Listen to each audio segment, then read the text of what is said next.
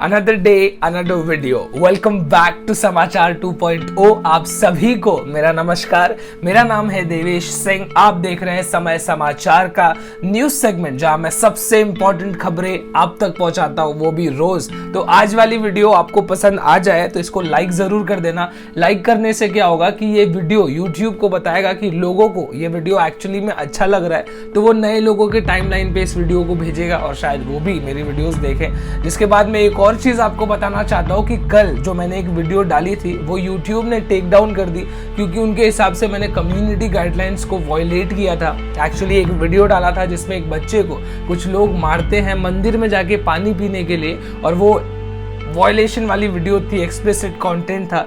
तो इसके पहले मैं अगली बार कभी भी ऐसा कुछ डालने से पहले ध्यान रखूंगा। आज सबसे पहले आपको महाराष्ट्र के कोरोना केसेस के साथ अपडेट करते हैं। आपको शायद पता हो कि कल महाराष्ट्र में 16,600 नए कोरोना के मामले दर्ज किए गए। अक्टूबर 1 के बाद सबसे ज्यादा, इतने ज्यादा केसेस कल दर्ज किए गए, जिसमें मैं एक एक्स्ट्रा चीज आपको बताना चाहता हूं। इस 16,600 केसेस में 2,000 केसेस सिर्फ और सिर्फ मुंबई से दर्ज किए गए। तो Mumbaikars be safe. Foreign minister S Jaishankar ने कई फॉरेन डेमोक्रेसी इंस्टीट्यूशंस पे अपना गुस्सा जाहिर किया। ये गुस्सा उन्होंने इसलिए जाहिर किया क्योंकि कई सारी डेमोक्रेसी इंस्टीट्यूशंस ने इंडिया का डेमोक्रेसी लेवल नीचे बताया। कहा है कि अब आने वाले समय में भारत का डेमोक्रेसी लेवल पहले से काफी ज्यादा नीचे आ गया। डेमोक्रेसी मतलब आजादी। अब डेफिनेशन के हिसाब से जाएंगे तो आजादी एग्जैक्ट मतलब नहीं है। डेमोक्रेसी का मतलब होता है कि किसी देश में सरकार लोग जो चुनते हैं उस देश में डेमोक्रेसी होती है, उसको कहते हैं डेमोक्रेसी। और इस लेवल में अब गिरावट आने लगी है भारत में, ऐसा कई सारी डेमोक्रेसी इंस्टीट्यूशंस का कहना है। जिसपे एस जयशंकर हमारे फॉरेन मिनिस्टर ने कहा कि ये इंस्टीट्यूशंस काफी ज्यादा हिपोक्रेट है, इनसे इनके पेट में वो बात पच नहीं रही है कि भारत में कुछ लोग हैं ऐसे जो उनसे उनका अप्रूवल नहीं मांग रहे हैं कि सर आपको क्या लगता है कि भारत में डेमोक्रेसी है या नहीं है। जिस बात पे उन्होंने कहा कि वो हिपोक्रेट है, उनको परेशानी हो रही है कि भारत में कोई उनसे टेस्टिमोनियल नहीं मांग रहा है। तमिलनाडु में एक सरकारी गर्ल्स स्कूल है जिस स्कूल में 1200 लड़कियां पढ़ती हैं, लेकिन कोरोना के बाद सिर्फ 600 लड़कियां स्कूल अटेंड कर रही हैं। कुछ दिन पहले एक 12वीं में पढ़ने वाली लड़की को कोरोना पॉजिटिव हुआ, जिसके बाद स्कूल में काफी ज्यादा अफरा तफरी मच गई। स्कूल ने स्वैब टेस्ट अरेंज किया। स्वैब टेस्ट में पता चला कि 55 लड़कियों को और एक टीचर को कोरोना वायरस पॉजिटिव है, जिसके बाद स्कूल को बंद कर दिया गया है और उन लड़कियों को और टीचर को सरकारी स्कूल में एडमिट करवाया गया है। अगली न्यूज काफी ज्यादा अजीब है, काफी ज्यादा विचित्र है। सबसे पहले मैं आपको डिटेल्स बता देता हूँ। हैदराबाद में एक टीचर जिनकी उम्र बस 27 साल है, इनका नाम शिव शंकर इसामपल्ली है। इनके 2 बच्चे भी हैं और ये एक रेप्यूटेड स्कूल में डांस टीचर है, डांस सिखाते हैं वहां पे। 30,000 रुपए इनकी सैलरी है। तो ये सारी चीजें मैंने आपको क्यों बताई, क्योंकि लॉकडाउन के बाद इनकी जॉब चली गई, तो इनके पास पैसे नहीं थे, तो इन्होंने ड्रग्स बेचना शुरू किया।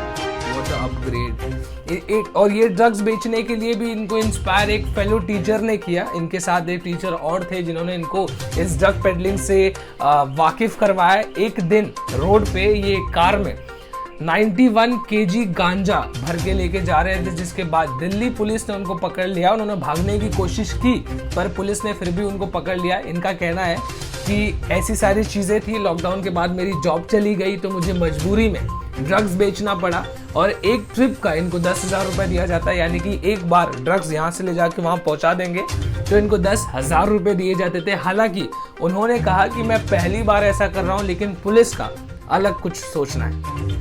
एक अच्छी न्यूज उन लोगों के लिए जिनके पास गाड़ी है, उसमें से भी सिर्फ उन लोगों के लिए जिनके पास अपनी गाड़ी का इंश्योरेंस है। तो अब एक्सीडेंट मोटर क्लेम ट्रिब्यूनल ने ये डिसाइड किया है कि वो जो लोग, जैसे किसी की गाड़ी का एक्सीडेंट हो गया तो वो क्लेम करते हैं इंश्योरेंस से, तो उसमें काफ़ी ज़्यादा टाइम लग जाता है, 1 महीना, कभी कभी 2 महीना भी लग जाता है। तो उस प्रोसेस को स्लो करने के लिए उन्होंने डिसाइड किया है कि अब जो क्लेम का पैसा है वो इंश्योरर के थ्रू, जिसने क्लेम किया है डायरेक्टली उसके अकाउंट में RTGS के थ्रू या NEFT के थ्रू डायरेक्टली फ़ोन से भेज दिया जाएगा। ये प्रोसेस पहले से काफ़ी ज़्यादा सिंपल और फास्ट होगा। तो ये एक अच्छी खबर। अगली न्यूज काफी ज्यादा कॉन्स्पिरेसी से भरी हुई है और काफी इंटरेस्टिंग भी है, तो आप ध्यान से सुनिएगा। मैं एक एक करके पहलू रखता जाऊंगा, आप अपनी नजर इस पर ध्यान से बनाए रखिए। सबसे पहले मैं आपको बता देना चाहता हूँ कि मुंबई में मुकेश अंबानी के घर के बाहर एक स्कॉर्पियो मिली थी जिसके अंदर बॉम्ब रखा हुआ था। वो स्कॉर्पियो के साथ एक इनोवा गाड़ी भी आई थी। पहले स्कॉर्पियो को घर के बाहर रख दिया गया, उसके बाद इनोवा में वो आदमी बैठ के वापस चला गया, जिसके बाद पता चला कि वो स्कॉर्पियो एक चोरी की गई गाड़ी थी, जो गाड़ी एक बिजनेसमैन का था। उसके साथ इन्वेस्टिगेशन शुरू हो गई। मुंबई पुलिस ने इन्वेस्टिगेशन शुरू किया, जिसके बाद पुलिस से परेशान हो गए उस बिजनेसमैन ने सुसाइड कर लिया, ऐसा पुलिस का कहना है। पर उसकी बीवी का इसका उल्टा कहना था। उनकी बीवी ने कहा कि ये सुसाइड नहीं है, ये मर्डर है। जिसके बाद इस केस को मुंबई पुलिस से ट्रांसफर करके एटीएस को दे दिया गया, एंटी टेररिस्ट स्क्वाड। एटीएस ने बताया कि ये सुसाइड नहीं है बल्कि ये मर्डर ही है। जिसके बाद कुछ दिन बाद ये केस नेशनल इन्वेस्टिगेशन एजेंसी यानी कि एनआईए को ट्रांसफर कर दिया गया। एनआईए को ट्रांसफर करने के बाद बिजनेसमैन की बीवी ने बताया कि सचिन वाजे जो इस केस के इन्वेस्टिगेटिंग ऑफिसर थे, वो मेरे पति को काफी ज्यादा परेशान करते थे। यहाँ तक कि उन्होंने ये भी कहा था कि तुम मान लो कि ये बॉम्ब मैंने रखवाया था, उसके बाद अगर तुम्हें जेल भी भेज दिया जाएगा तो मैं सचिन वाजे आपको बचा लूंगा। ये सारी बातें बताने के बाद इन्वेस्टिगेटिंग डिपार्टमेंट ने सचिन वाजे के खिलाफ नजर लगाना शुरू किया। जिसके बाद कल पुलिस ने उन्हें अरेस्ट कर लिया। आधी रात को, संडे को आधी रात को उनको अरेस्ट किया गया, उनको पुलिस स्टेशन लेके जाया गया और कोर्ट ने उन्हें 12 दिन की कस्टडी पुलिस को दे दी। पुलिस ने यानी कि एनआईए को दे दी। एनआईए ने कोर्ट को बताया कि जो इनोवा गाड़ी स्कॉर्पियो के साथ आई थी, जिसकी तलाश मुंबई पुलिस काफी दिनों से कर रही थी, उसका नंबर प्लेट बदल दिया गया था और बम्पर को पेंट कर दिया गया था। वो गाड़ी पुलिस डिपार्टमेंट की गाड़ी थी। सचिन वाजे जिस क्राइम ब्रांच ऑफिसर के इन्वेस्टिगेटिंग डिपार्टमेंट के हेड है, उनकी डिपार्टमेंट की वो इनोवा गाड़ी थी जिसका नंबर प्लेट उन्होंने चेंज करवाया था और उस नंबर प्लेट को इस स्कॉर्पियो गाड़ी के साथ भेजा था। उस गाड़ी को पकड़ लिया गया है। पुलिस ने बताया कि इन्होंने कहा था कि वो गाड़ी रिपेयर होने गई है, पर वो रिपेयर होने नहीं गई थी, ये कांड करने गई थी। बंगाल में ममता दीदी के ऊपर जो अलेजिडली अटैक किया गया था, उसके ऊपर मैं आपको अपडेट देना चाहता हूँ। इलेक्शन कमीशन ने बंगाल सिक्योरिटी डायरेक्टर को अपनी जगह से हटा दिया है, एसपी को सस्पेंड कर दिया है और डीएम यानी कि आईएएस ऑफिसर का ट्रांसफर कर दिया है पुलिस बंदोबस्त सही से ना लगाने के लिए। लेकिन उन्होंने ये भी कहा है कि ऐसा कोई सबूत हमें नजर नहीं आ रहा है या ऐसा कोई इंसिडेंट नहीं हुआ है जिससे हम ये कह सके कि ये एक प्लान्ड अटैक था। उत्तराखंड के नए बने चीफ मिनिस्टर तीरथ सिंह रावत ने कहा कि प्राइम मिनिस्टर के साथ नरेंद्र मोदी जी के साथ फोटो खिंचाने के लिए अलग अलग देश के लीडर लाइन में लगे रहते हैं। एक वक्त था जब किसी भी देश का लीडर, उसको ये फर्क नहीं पड़ता था कि भारत का लीडर कौन है, लेकिन प्राइम मिनिस्टर नरेंद्र मोदी ने ये सारी चीजें प्राइम मिनिस्टर बन के हटा दी। उन्होंने ये भी कहा कि आने वाले वक्त में नरेंद्र मोदी को लोग भगवान का दर्जा देंगे। उन्होंने कहा कि एक वक्त था जब राम भगवान ने लोगों के लिए बहुत सारे अच्छे काम किए थे, जिसकी वजह से लोगों ने उन्हें भगवान का दर्जा दे दिया और आने वाले वक्त में प्राइम मिनिस्टर नरेंद्र मोदी को भी लोग भगवान का दर्जा दे देंगे। मतलब तुमको चीफ मिनिस्टर बना दिए तो कुछ भी बोलोगे। कल मुंबई के छत्रपति शिवाजी एयरपोर्ट पे एक इंसिडेंट हुआ जो मैं आपके साथ शेयर करना चाहता हूँ। एक महिला को गो एयर की फ्लाइट पकड़नी थी जो टर्मिनल नंबर 1 से जाती है, लेकिन वो गलती से टर्मिनल नंबर 2 पे चली गई और सीआईएसएफ ऑफिसर ने उनका टिकट देख के उनको अंदर जाने दिया और ये नहीं बताया कि टर्मिनल नंबर 2 पे गो एयर के चेक इन काउंटर्स नहीं है। वो अंदर गई और वो चेक इन काउंटर ढूंढने लगी कि गो एयर का चेक इन काउंटर कहाँ है, उनको मिला नहीं। जिसके बाद वो सीआईएसएफ ऑफिसर के साथ बदतमीजी करना शुरू कर दिया उन्होंने। जिसके बाद उसने बताया उनको कि आपके पास अभी भी काफी टाइम है, आप टर्मिनल नंबर 1 पे जाइए और वहां से अपनी फ्लाइट आप पकड़ सकती है। पर लगातार उस महिला ने सीआईएसएफ ऑफिसर के साथ बदतमीजी करती रही और उनको एक थप्पड़ मार दिया। जिसके बाद एक लेडी कांस्टेबल ने उस महिला को अरेस्ट कर दिया और डेफिनेटली इस बार उन्होंने अपनी फ्लाइट मिस कर दी। 1971 के मेजर जनरल सावंत ने कहा कि भारत के लिए 1971 की लड़ाई में लड़ना हमारे लिए एक सौभाग्य की बात थी।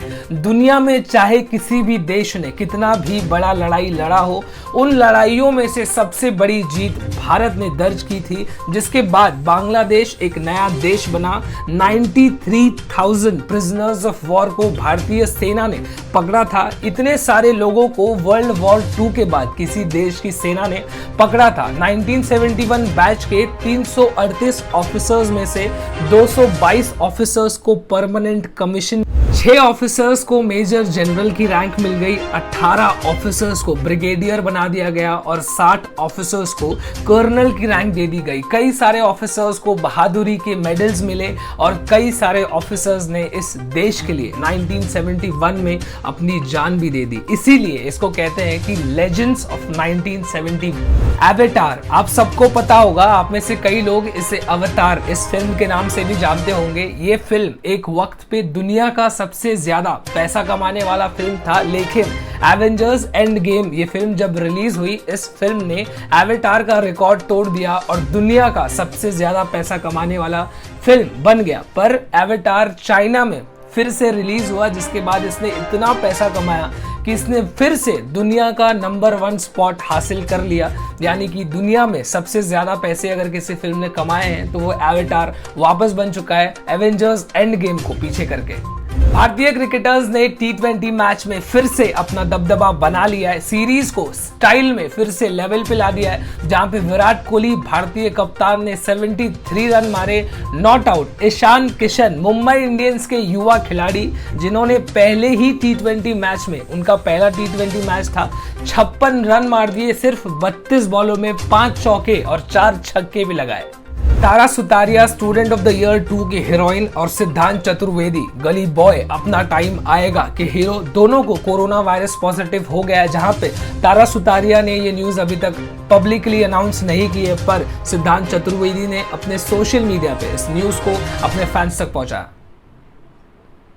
आज की न्यूज अपडेट्स में बस इतना ही। अगर आपको डेली न्यूज अपडेट्स में इंटरेस्ट है और आप मेरे चैनल पे अभी नए हैं तो मेरे चैनल को आप सब्सक्राइब कर सकते हैं। डेली न्यूज अपडेट वीडियोस के लिए मैं रोज वीडियोस बनाता हूं। तब तक कल फिर से मिलते हैं। This is me Devesh Singh signing off. जय हिंद।